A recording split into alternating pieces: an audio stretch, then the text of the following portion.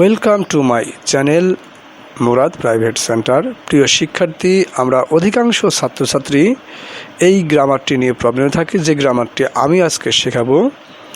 আর সেই গ্রামারটি হচ্ছে right form of verb. আর তুমি যদি জেএসসি, এসএসসি বা এইচএসসি পরীক্ষার্থী হও, তাহলে এই ভিডিওটি তোমার জন্য। কারণ আমাদের অধিকাংশ ফার্স্ট পেপার বা সেকেন্ড পেপারে অধিকাংশভাবেই এই নিয়মটি কোনো না কোনোভাবে কাজে লাগে।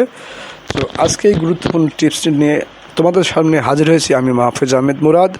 আর রাইট ফর্ম অফ ভার্বের আমরা রেগুলারিটি 40টি নিয়মের মাধ্যমে অনেক রাইট ফর্ম অফ ভার্বই করতে পারবো ইনশাআল্লাহ। আর এই 40টি রাইট ফর্ম অফ ভার্বের প্রথম এপিসোডে সবাইকে স্বাগতম। আর আজকের এই প্রথম এপিসোডে থাকছে 1 থেকে 7টি নিয়ম, অর্থাৎ 1 to 7 দ্য রাইট। আর এই 1 নম্বর বা ফার্স্ট নিয়মে থাকছে সেন্টেন্সে যদি প্রেজেন্ট ইনডিফিনাইট টেন্স হয় এবং সাবজেক্ট যদি থার্ড পারসন সিঙ্গুলার নাম্বার হয়, তাহলে ভার্বের সাথে এস বাই এস যোগ হয়। আমি আরও ক্লিয়ারভাবে বোঝাতে চেষ্টা করছি যে যদি বাক্যটি প্রেজেন্ট ইনডিফিনাইট টেন্স হয়, প্রেজেন্ট ইনডিফিনাইট টেন্সে যদি subject third person singular number হয়, তাহলে ভার্বের সাথে এস বাই এস যোগ হবে। সেক্ষেত্রে আমরা কিছু উদাহরণ লক্ষ্য করি। শি রাইট এ লেটার, এখানে ভার্ব ব্র্যাকেট আছে রাইট, এবং এই রাইটটি সঠিক আছে কিনা লক্ষ্য করতে হবে। শি রাইট এ লেটার, এখানে দেখো আমরা লক্ষ্য করছি শি হচ্ছে সাবজেক্ট এবং সাবজেক্টের এখানে third person singular number. She আমিও না, তুমিও না, অন্য একজন, সেক্ষেত্রে থার্ড পারসন সিঙ্গুলার, এবং সেক্ষেত্রে বসবে ভার্বের সঙ্গে এস বাই এস যোগ, অর্থাৎ এখানে রাইটে ভুল হবে rights. She rights a letter. আমরা আরও একটু উদাহরণ লক্ষ্য করি। দ্য বেবি ক্রাই, ব্র্যাকেট আছে ক্রাই, অর্থাৎ এখানে ভার্বটি আমাদের সঠিক করতে হবে।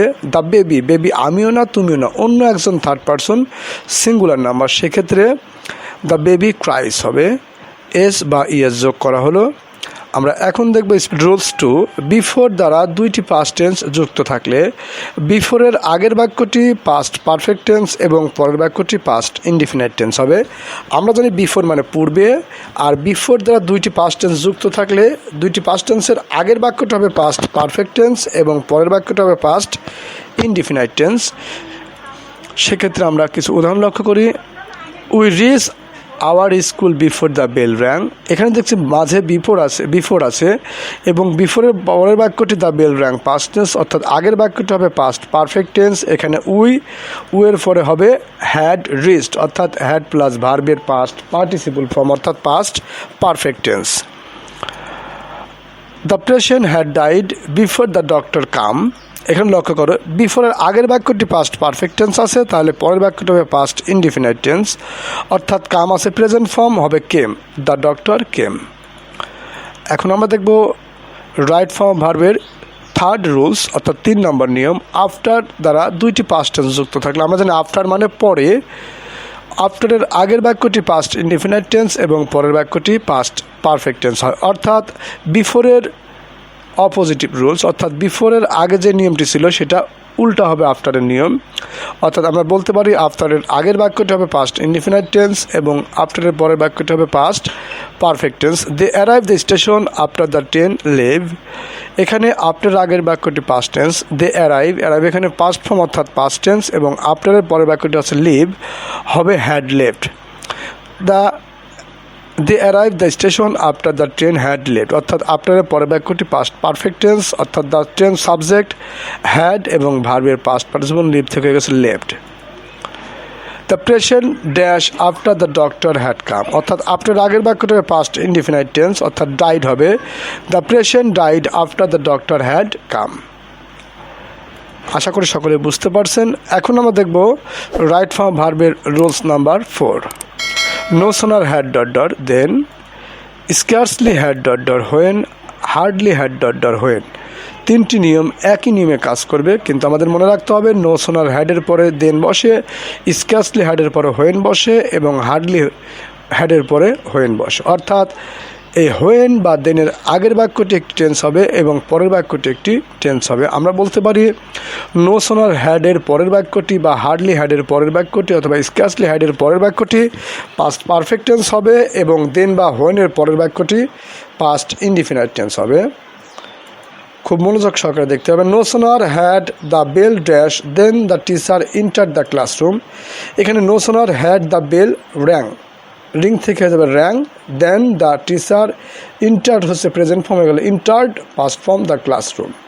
অর্থাৎ দেখো দেন বা হোয়েনের আগের বাক্যটি পাস্ট পারফেক্ট টেন্স এবং দেন বা হোয়েনের পরের বাক্যটি হচ্ছে পাস্ট ইনডিফিনাইট টেন্স। আমরা স্কার্সলি দিয়ে একটি নিয়ম দেখি।